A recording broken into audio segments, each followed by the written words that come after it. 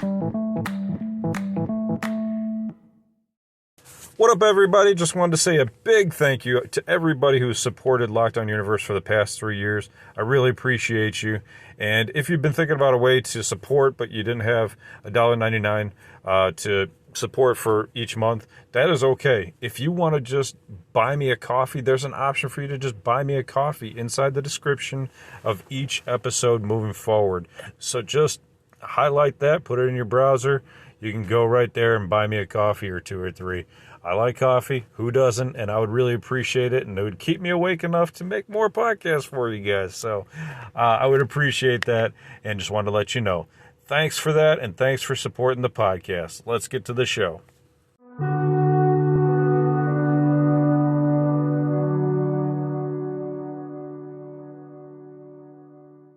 What up, what up, what up? Welcome back to Lockdown Universe, home of the bizarre, peculiar, and unheard of stories of UFO legend and paranormal lore. Welcome back, welcome back. Happy to be back. Hopefully you guys are doing awesome and taking care of yourselves. So today we're going to talk about NASA's approach to launching a stadium-sized craft over Antarctica in a new mission to explore cosmic phenomena. It all sounds like a bunch of baloney to me, but let's explore it. So, on the website, thedebrief.org, written November 28th, 2023, apparently NASA is going to launch this stadium-sized craft over Antarctica to support a series of record-breaking science missions, is what they announced this week. The Antarctic Long Duration Balloon, or the LDB, more like BSS campaign, which includes a trio of scientific balloon flights, are equipped to study a range of different phenomena, and we're going to launch in December. So here's my theory. There's been plenty of stories of stadium-sized craft. Different sizes, but different colors, different looks, different appearances, but all stadium-sized craft. 300 feet or longer.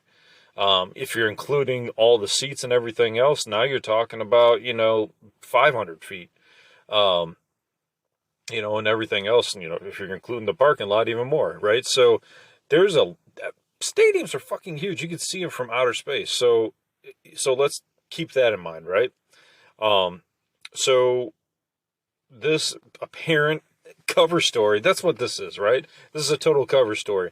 This is saying that they very well may be putting up an LDB balloon up there that's stadium size, but let's face it, they're going to blame every single craft sighting from any country that's stadium sized on this thing, right? It's just a cover story. You could put up a cheap ass balloon that's, inflated with air and just blame it on that, right? Easy cover story. Boom, done. Now, let's look at the flip side. Let's say they're actually doing this in Earth's defense. Let's say that they're putting up a ploy. This has been a common military tactic used all the way back to World War I, World War II, where they would inflate tank balloons that looked like tanks, very, very, very lifelike, right? I mean, not exactly lifelike, but good enough if they were flying over that it would look like they had more tanks than what they had. And tanks were super valuable. Well, you know what else is valuable? A fucking spaceship. And if you have a bunch of spaceships, guess what? You're in good shape because you're not going to have too many problems. So I think this might be an option for them. Do you remember the clay potted samurais that were created for the Japanese army? Remember, there's hundreds of these underneath in caverns and caves, and we've discovered them, and people have purchased them as relics, and they've been put into museums. Well, just imagine those clay pots. Those were used as a military decoy. We could continue to use these air inflated bubbles that are the size of a stadium to make it appear as though we have many aircraft in the sky. Now, we know that Antarctica is home to, many different civilizations going into the Earth. We know that reptilians use it. We know that Nordics use it. We know that there's an inner Earth species that live underground in Antarctica and in Agartha that even Emery Smith has told us about. So we know that there's plenty of different species that are inside, and Antarctica is basically a no-fly zone unless you have like really high top-notch ability and secret top secret cover. Now, many different other countries don't want to fight over this. So they basically let America do whatever the hell we want to do and fly over it at any point, any time. That's great.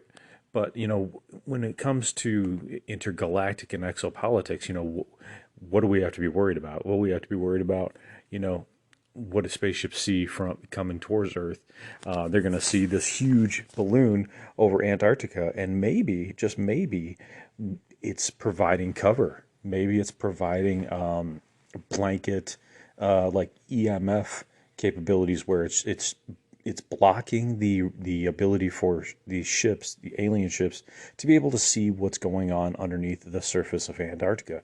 Now, wouldn't that be something? That would be another defensive capability of this craft, to block out any communications, if there's communications, or any infiltration of information systems or any jamming capabilities that another alien species might have. There's all these different possibilities that we have to explore because they're all military applications, and they all have an application in how Earth, utilizes it politically and exopolitically.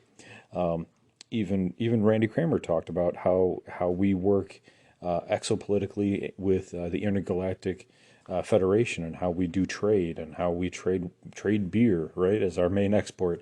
And if that's the case, then maybe there's some secrets that we're trying to keep secret for business purposes, for exopolitical purposes. So I think it's a high possibility, high probability that these crafts are defensive. They might also gather information, but I think, when it comes to the aircraft that we already know that we have, these triangular type craft, these huge craft, that the government has, retrofitted, retrograded, and reverse engineered, I think that we have a huge capability to protect ourselves and gather information as well.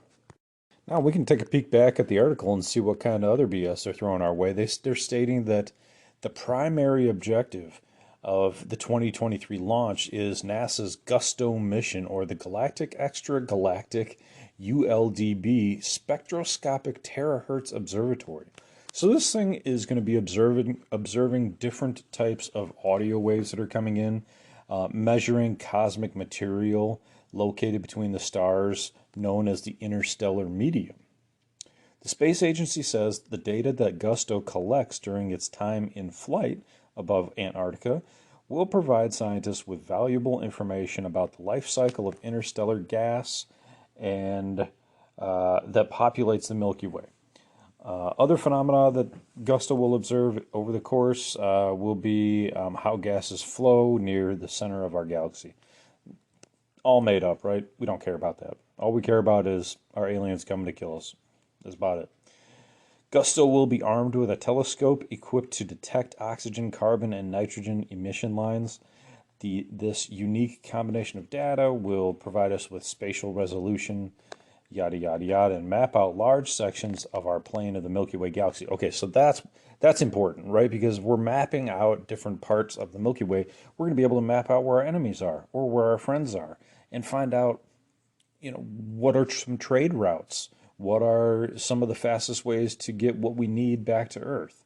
What are some friendly locations, right? And if they're mapping it out, and they're able to tell distance and things like that, it's going to help us in moving along into the future with the reverse engineered technology that can move and bend space time.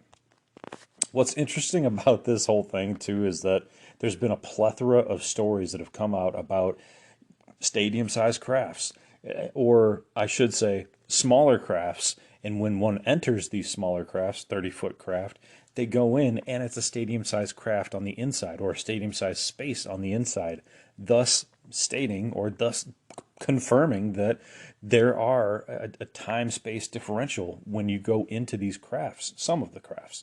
So you could go into a 30-foot disc, and when you go in, it's a stadium-sized craft on the inside, or space on the inside. But now we're putting up a stadium-sized dirigible up there, and you could call it an aerostat, right? Like some of those pictures with the jellyfish UFO were taken of over in Iraq.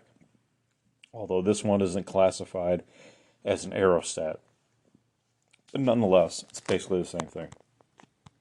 So this big ass balloon, yeah, it looks like a big ass balloon, but they're not showing us the stadium size one. I want to see the stadium size one. I want to see if it looks, if I can go in there and sit in there and watch a soccer game or a football game or something like that. They also talk about how they want to break that record, yada yada yada. Who really cares about the record? I care more about the fact that what it's really doing, right? I'm trying to read between the lines. So they're going to be mapping out the Milky Way.